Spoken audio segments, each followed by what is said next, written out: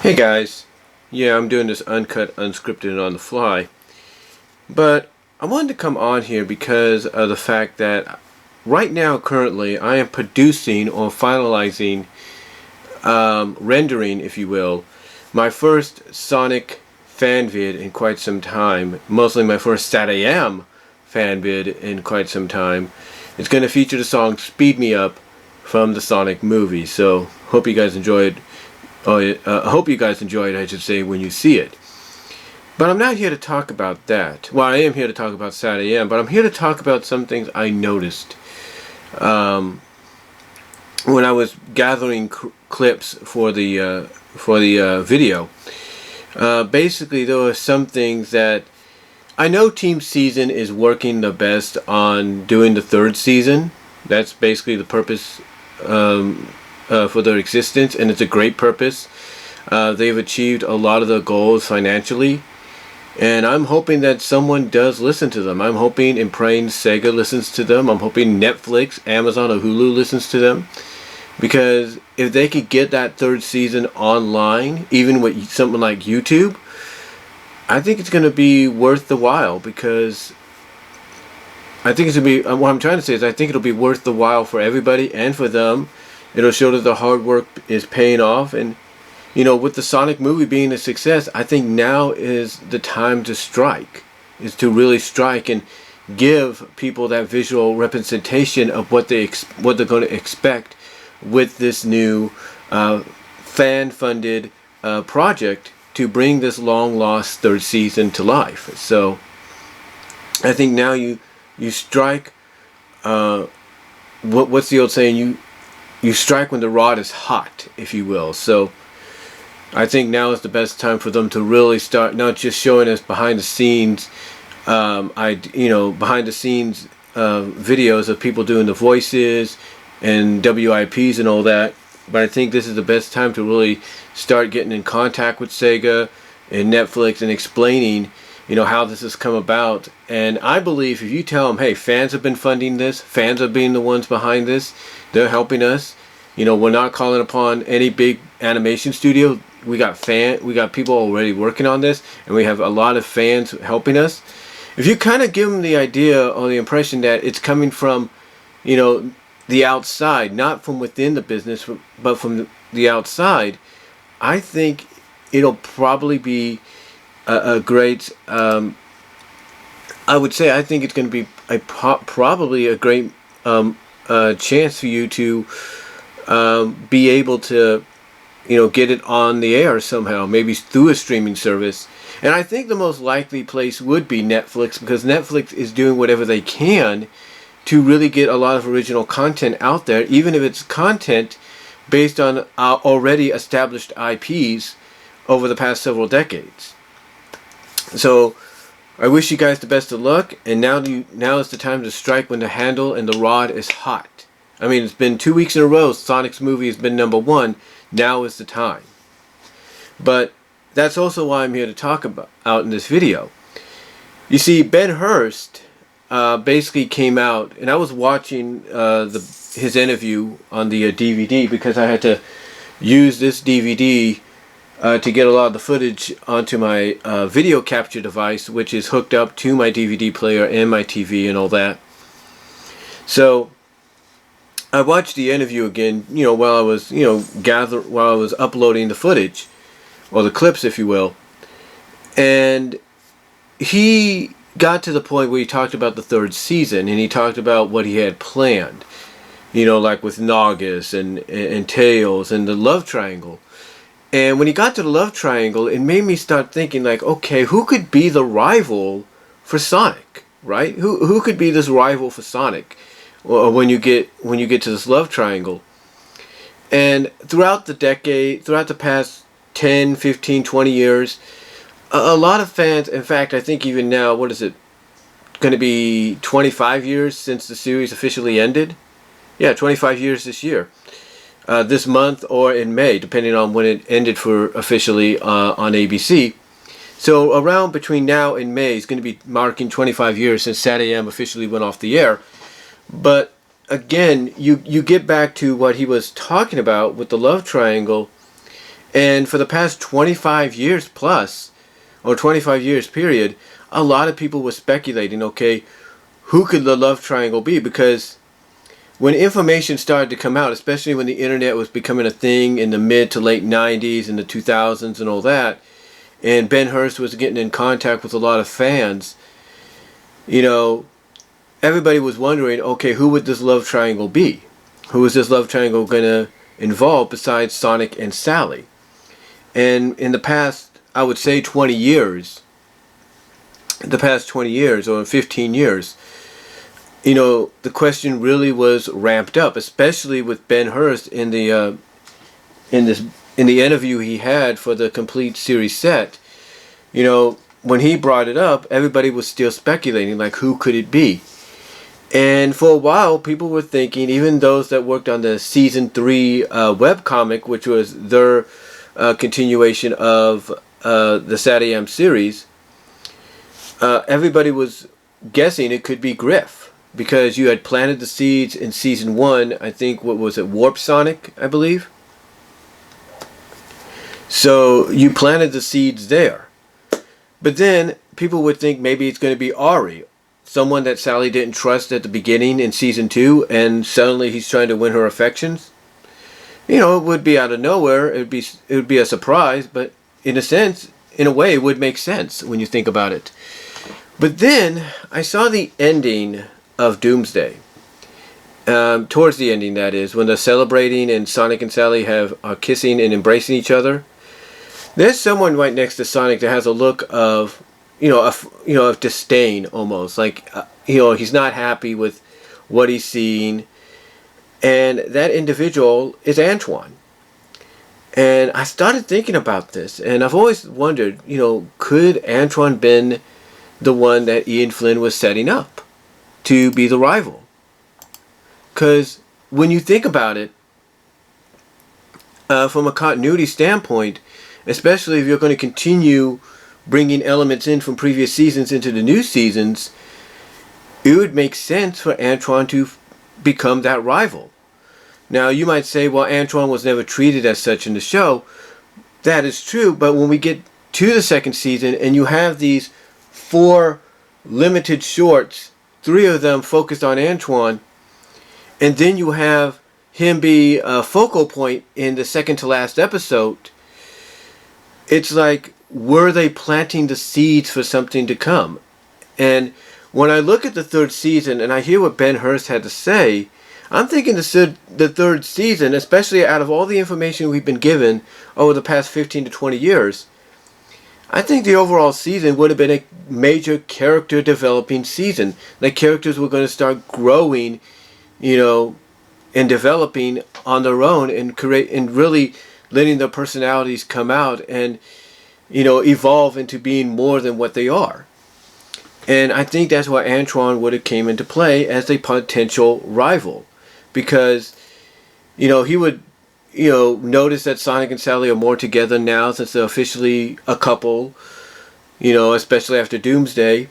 And Antoine would just get to a point that maybe he'd finally decide to confront them and say, I'm sick of this. I'm done with this. It's not right that this fool, as he would call Sonic, wins your hand, and he's just, and he, maybe he starts bringing up all the things that Sonic potentially is indeed is, easy for me to say. Like, he's reckless, he doesn't listen, does this, like, he brings up some of the faults of Sonic, and thinking that if he brings up the faults, it's going to make Sally reconsider, maybe he has a point. And when I talk about character development, in my opinion, of what the 3rd season might have been in that sense, I think, like I said, Antoine would have been one of the major focal points of it. Like, he would have basically maybe had a few episodes centered around him where he starts thinking, why is Sally, or questioning, why is Sally always with Sonic? Why is she now his girl? What is going on? What am I doing wrong? I'm a royal guard. I'm potentially, the closest she has to a prince. What am I doing wrong, right?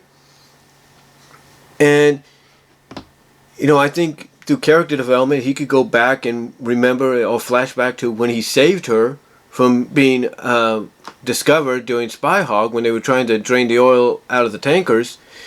And then that's when it could dawn on him that, oh, now I see. I need to be brave. I need to show no fear. I need to be selfless. I need to not let my ego get the best of... Basically, have him go through a development and an evolution of realizing that the reason Sally is with Sonic is that even though Sonic has an ego and can be reckless, at times, that at least, he knows when to put that ego aside. He knows when not to brag. He knows when to do the right thing and listen when the time accounts for it. And also the fact that he doesn't show any fear, no matter whether or not he listens or he doesn't. So I think, honestly, in the third season, through a little bit of character development and, for Antoine and some of the other characters, I think, honestly, the rival in that romantic love triangle that Ben Hurst was going to do, I think it would have involved Antoine. I think it was obvious. I mean, you look at how his facial expression at the end of Doomsday when they're celebrating. You look at the fact that he was a major focal point in the episode preceding it. I think honestly, he was going to be a major focal point in the third season from a character development perspective, and that character development would have been through being a potential rival, if not a legit rival, to Sonic for Sally's affections. I'm again, just an opinion, but I think honestly we could have probably seen a scene in an episode, had the third season gone through, where Antoine does to Sonic what he does to Jeffrey St. John in part 2 of issue 46 from the Archie Sonic books, where he punches Sonic. He punches Jeffrey, defending Sonic and all that, at the same time as insulting him. But I think, honestly, Antoine would have done that to Sonic, where he just finally gets to his breaking point, punches him. Everybody's wondering what's gotten into Antoine, and finally Antoine just says he's had enough of Sonic getting in his way, being in his shadow, as well as being the beau, or whatever he calls it, of the princess when she deserves someone better like him. And maybe maybe potentially we could have had something like a duel. Antoine's French. One of the things people always associate with the French is the love to duel people, challenge individuals to a duel, and maybe he could have used some royal coda, some royal code, or whatever the royal